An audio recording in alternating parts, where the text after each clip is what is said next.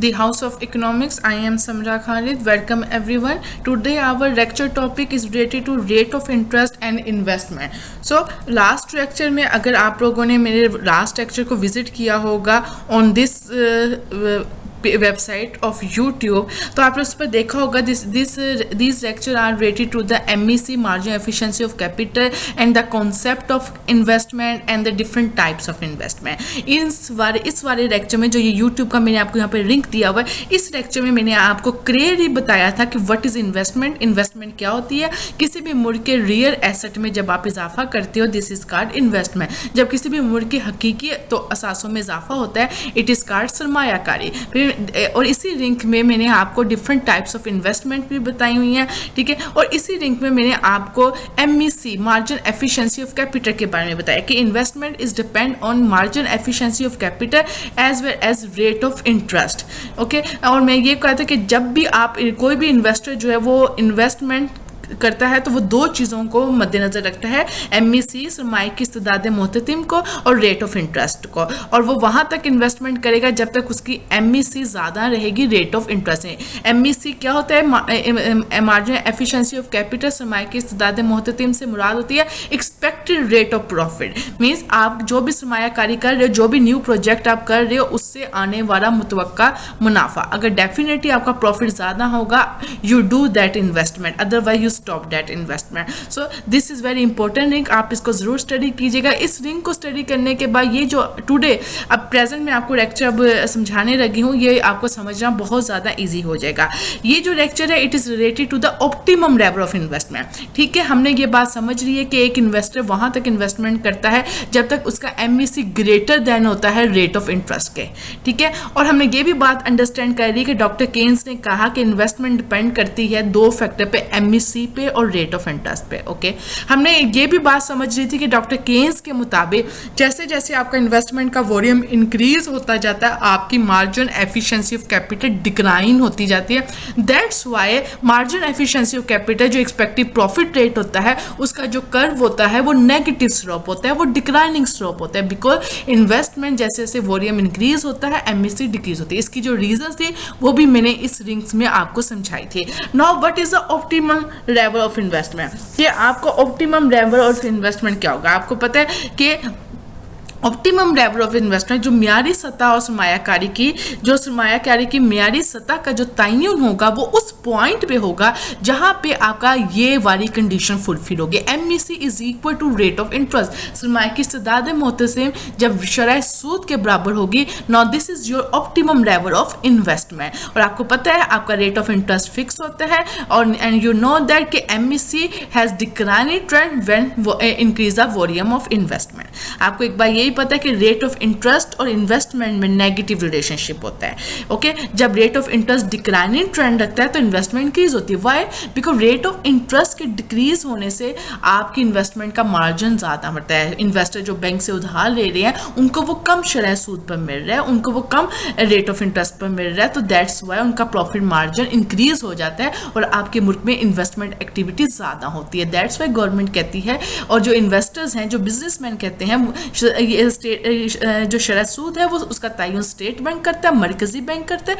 तो that's why जो investors हैं वो ऑलवेज जो है वो फोकस करते हैं कि रेट ऑफ इंटरेस्ट आपका डिक्लाइन होना चाहिए अगर आप चाहते हैं कि आपके मुल्क में इन्वेस्टमेंट होती रहे। So there is a negative relationship between rate of interest and investment. तो ये आपका investment optimum level of investment, और वो कहाँ पे होता है? जहाँ पे आपका सरमाया की इस्तेदाद मोहततिम शरह सूद के बराबर होती है, ठीक है। और डॉक्टर केन्स ने बहुत एक अच्छी बात कही थी कि investment play important role to determine the investment, ठीक है। कि रेट ऑफ इंटरेस्ट जो है वो बहुत एक इंपॉर्टेंट रोल प्ले करती है इन्वेस्टमेंट को डिटरमिन करेंगे। अगर आपकी रेट ऑफ इंटरेस्ट ज़्यादा है तो प्रोड्यूसर जो इन्वेस्टर्स हैं वो इन्वेस्टमेंट नहीं करेंगे। क्यों? क्योंकि उनको बैंक से ज़्यादा रेट ऑफ इंटरेस्ट पर ज़्यादा शरत पर पैसे जो हैं वो लोन मिल रहा है, तो वो नहीं मिलेंगे, उनका प्रॉफिट मार्जिन बहुत ज़्यादा कम हो जाएगा। So that's why doctor Keynes के मुताबिक शरह सूद जो है वो किसी भी मुल्क की सरमायाकारी का तयन करने में अहम रोल प्ले करती है. So that's where investment is the function of rate of interest. सरमायाकारी शरह सूद का तफाइल है. और कौन सा तफाइल है? नेगेटिव तफाइल है, नेगेटिव रिलेशनशिप है between rate of interest and investment. याद रखिएगा, जब रेट ऑफ इंटरेस्ट बढ़ता है तो इन्वेस्टमेंट कम होती है. Y?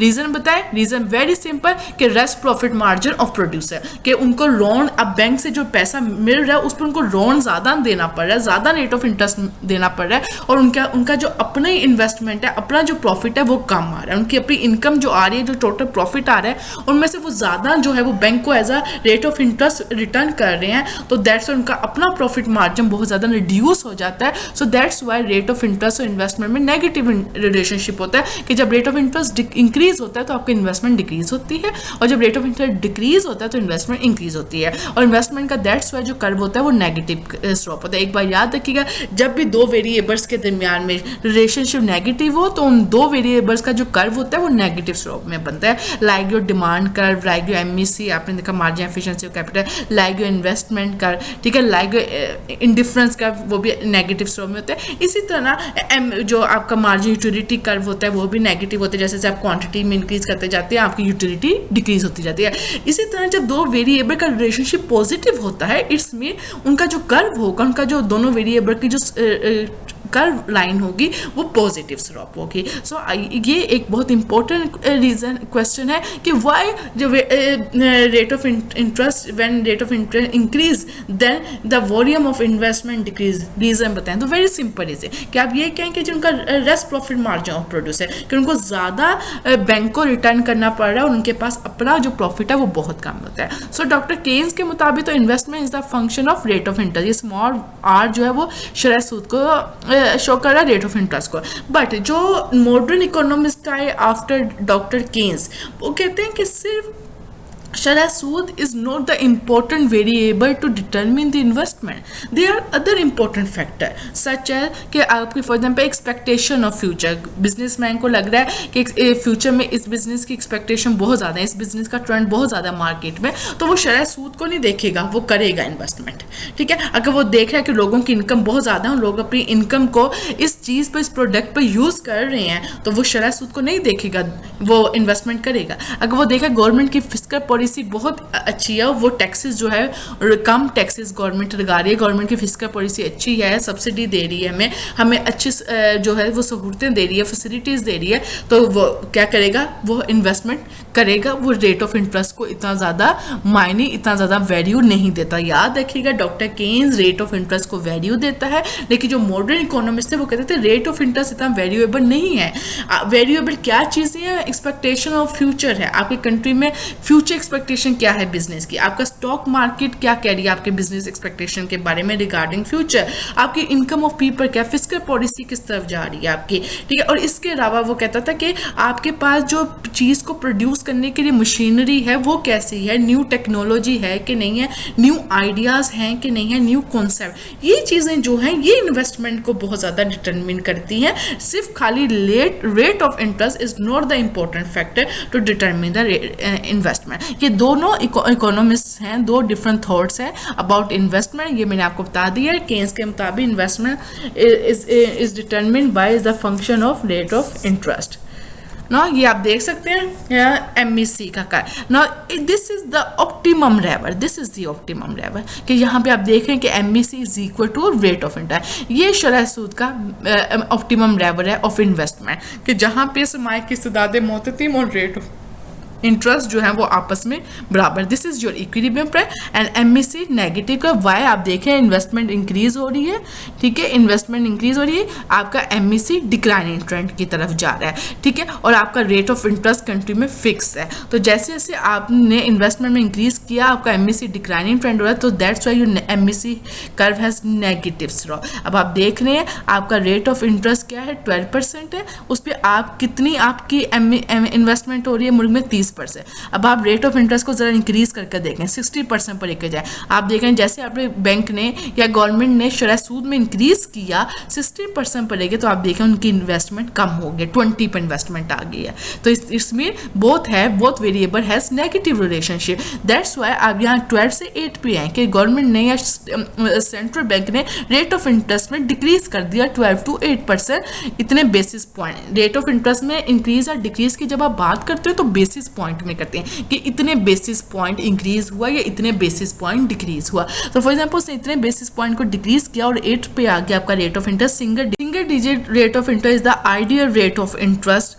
For the investment activity in the country. आप देखेंगे सिंगल डिजिट पे आया, 8 पे आ गया, तो आप देखें आपकी इन्वेस्टमेंट 100 करोड़ इजाफा हो गया, 100 करोड़ का आपकी इन्वेस्टमेंट में इजाफा हो गया, वो 40 पे आ गई, 30 to 40। So this is the optimum level of investment. ये आपका ऑप्टिमम लेवल ऑफ इन्वेस्टमेंट है। इन्वेस्टमेंट का सरमायाकारी की मियारी सतह का तयन ये है जहां पे आपका शरह सूद मुल्क में 12% है और उस 12% पे आप 30 करोड़ की इन्वेस्टमेंट करें। This is the optimum level of investment, ठीक है। अब फॉर एग्जाम्पल आप ये कहते हैं कि एक रेट ऑफ इंटरेस्ट में तो कोई इंक्रीज या डिक्रीज नहीं किया गवर्नमेंट ने, लेकिन आपका एमईसी में इंक्रीज आ गई है, ठीक है। सो आपका एमईसी कर्व क्या होगा, मार्जिन एफिशिएंसी ऑफ कैपिटल का कर्व क्या होगा, शिफ्ट हो जाएगा upward like this. Green line से ब्लैक लाइन पर शिफ्ट हो गया, आपका नुक्ता तवाज़ुन जो है वो भी शिफ्ट हो गया, ऑप्टिमम लेवल ऑफ इन्वेस्टमेंट भी आपका शिफ्ट हो गया, ई से E1 पे आ गया। नाउ यू कैन सी कि आपका रेट ऑफ इंटरेस्ट तो 12% ही है, उस 12% पे ही जब आपका एमईसी इंक्रीज हुआ और एमईसी का कर्व आगे की तरफ अपवर्ड शिफ्ट हो गया, तो आप देख रहे हैं कि उसी रेट ऑफ इंटरेस्ट पे आपकी जो सरमायाकारी है वो 100 करोड़ बढ़ गई, 30 से 40 पे आ गई, ठीक है। सो मीन्स जब आपका मार्जिन एफिशिएंसी ऑफ कैपिटल सरमाया की इस्तेदाद मोहतती में इजाफा हो जाए, तो इस सूरत में आपका एमईसी सरमाया की इस्तेदाद मोहततीम का जो नया खाता है, नया कर्व है, वो ऊपर की तरफ शिफ्ट हो जाता है और शरह सूद और सेम शरह सूद पर सेम रेट ऑफ इंटरेस्ट पे आपकी सरमायाकारी वॉल्यूम ऑफ इन्वेस्टमेंट इंक्रीज हो जाती है, सरमायाकारी का हुजम बढ़ जाता है। यानी 12 रेट ऑफ इंटरेस्ट ही है, रेट ऑफ इंटरेस्ट पे कोई चेंज नहीं आया, लेकिन सेम रेट ऑफ इंटरेस्ट पे आपकी इन्वेस्टमेंट में बहुत ज़्यादा चेंज आया। सो हम ये कह सकते हैं कि इन्वेस्टमेंट को डिटरमिन करने के लिए 2 फैक्टर ज़रूरी होते हैं, 2 अवामिल ज़रूरी होते हैं। नंबर 1 शरह सूद और नंबर 2 सरमाया की